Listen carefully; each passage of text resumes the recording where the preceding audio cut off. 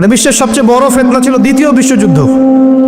তার আগে একটা হয়েছে প্রথম বিশ্বযুদ্ধ, যেখানে প্রায় কয়েক কোটি মানুষ মারা গেছে, আর সেকেন্ড ওয়ার্ল্ড ওয়ারে আরও বেশি মানুষ মারা গেছে।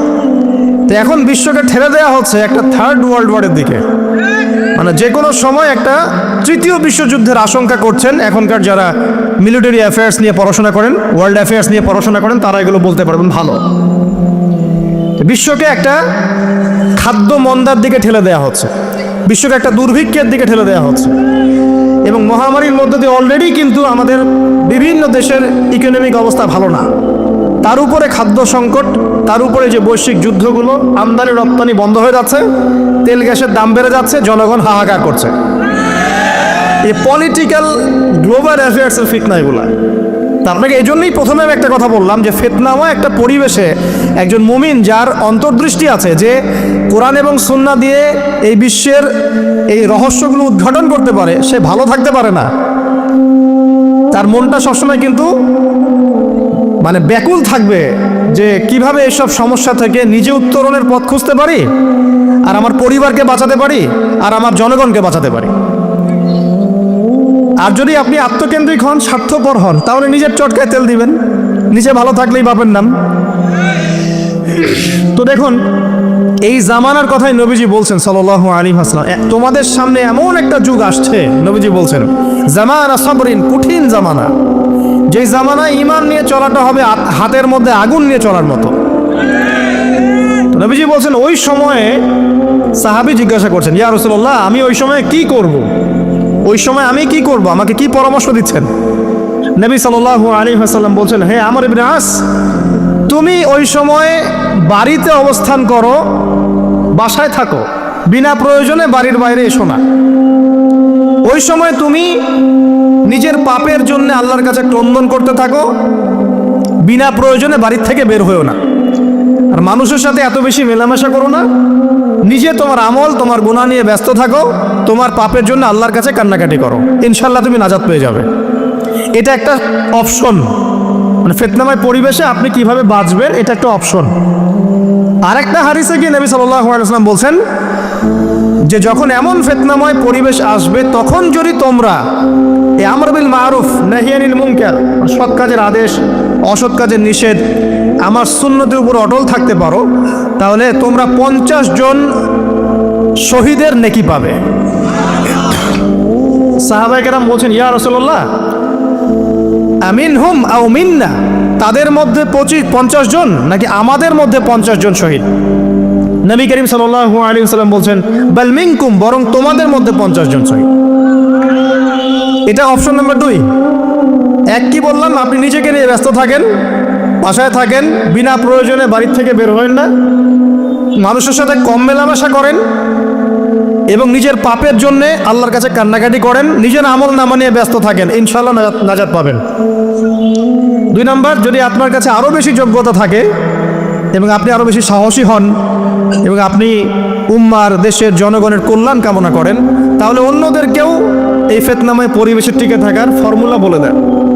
এখানে সবর করেন, আমর বিল মারুফ নাহি আনিল মুনকারের কাজ করেন, আল্লাহ পাক আপনাকে ইনশাআল্লাহ 50 জন শহীদ সাহাবীর নেকি দিবেন সব। আরও অপশন আছে। কি অপশন?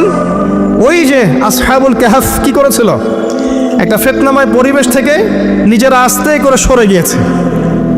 যখন আপনি পরিবেশকে পরিবর্তন করতে আর পারছেন না, দাওয়াত দিয়েও কোনো কাজ হচ্ছে না, মানুষ কথাও শুনছে না, জুলুম নির্যাতন বাড়তেই আছে, টিকে থাকা মুশকিল, তখন তাদের হিসেবের দায়িত্ব আল্লাহর উপর ছেড়ে দেন, আপনি ওখান থেকে ডিসকানেক্টেড হয়ে যান। হয়তো আপনার কাছে মনে হচ্ছে না এখন ওই যুগ আসে নাই, কিন্তু আমি আপনাকে বলে দেই যে কোরআন এবং সুন্নাহর চোখ দিয়ে যদি আপনি দেখতে শেখেন এবং বর্তমান বিশ্বের প্রেক্ষাপটটা অ্যানালাইসিস করার যোগ্যতা আপনি অর্জন করেন কোরআন সুন্নাহর চোখ দিয়ে, আপনি বুঝতে পারবেন সেই সময় অনেক আগেই চলে এসেছিল। এখন ফিতনা এবং ফাসাদময় এই পরিবেশে আমরা কি করতে পারি, ছোট স্কেলে, বড় স্কেলে না, ছোট স্কেলে। আমি আজকে বড় বিষয় নিয়ে কথা বলতে আসি নাই, কারণ আমি চিন্তা করলাম যে আসলে প্রথমে যদি ব্যক্তিকেন্দ্রিক বিষয়টা ঠিক না হয়, বড় বিষয় আলোচনা করে কোনো লাভ নাই। আগে ব্যক্তি যদি ঠিক না হয়, বড় বিষয় আলোচনা করে আসলে কোনো লাভ নাই, আপনারা বুঝবেনও না, মাথার উপর দিয়ে চলে যাবে। এখন গ্লোবাল অ্যাফেয়ার্স নিয়ে কথা বলে খুব একটা ফায়দা নাই আপনাদের। এখন ইকোনমিক পুরো এই সুদভিত্তিক সিস্টেম আপনি চেঞ্জ করতে পারবেন না, এবং পুরো যে তাগুতি ব্যবস্থা আপনি চেঞ্জ করতে পারবেন না। আপনি কি করতে পারবেন? আপনি নিজেকে পরিবর্তন করতে পারবেন, আপনার পরিবারকে পরিবর্তন করতে পারবেন। এতটুকু আপনার পক্ষে এখন পর্যন্ত সহজ, ঠিক না ভাই? ঠিক কথা। এটা আপনি এখন করতে পারবেন। তো এটার ফর্মুলা কি? ফর্মুলা ঘাটতে গিয়ে আল্লাহ পাক আমার মাথার মধ্যে একটা হাদিস নিয়ে এসে দিলেন। কারণ আমি বিশ্বাস করি যে আপনারা বলছেন মৌলানা, আল্লামা, আমি আসলে এমন কিছু নই। এই কথাগুলো আসলে আমার সাথে যায় না। আমি নিতান্তই একজন ছোট মানুষ এবং তালেবে ইলম, জ্ঞানের পথের পথযাত্রী। আর আমি তালেবে ইলম হয়ে থাকতে চাই। আমি মুফতি নই, আমি মুহাদ্দিস, মুফাসসির বা এই যে শব্দগুলো আপনারা বলছেন, এমন কিছুই নয়। আসলে কিয়ামতের মাঠে আমি জান্নাতে যেতে পারবো কিনা আমি নিজেই জানি না। যখন কোনো মানুষ নিজেকে অনেক বড় মনে করা শুরু করবে, বুঝে নেবেন সেই ইবলিসের আনুগত্য করা শুরু করেছে আর কি। কারণ ইবলিস বলেছিল, আবা ওয়াস্তাকবারা, আমি খলাকতানি মিন নার ওয়া খলাকতাহু মিন তিন, আমাকে সৃষ্টি করেছেন আগুন দিয়ে, আদমকে সৃষ্টি করেছেন মাটি দিয়ে, আমি কেন আদমকে সিজদা করতে যাব? তো এটা ইবলিসের চরিত্র, আবা ওয়াস্তাকবার, সে উদ্ধত হয় এবং অহংকার প্রদর্শন করে। তো আমি মনে করি যে আমি কিছু বলি না, আল্লাহ রাব্বুল আলামিন আমাকে বলার তৌফিক দেন মাত্র, আলহামদুলিল্লাহ। তা আমার মাথায় একটা হাদিস আসছে, সকাল থেকে ঘুরছে।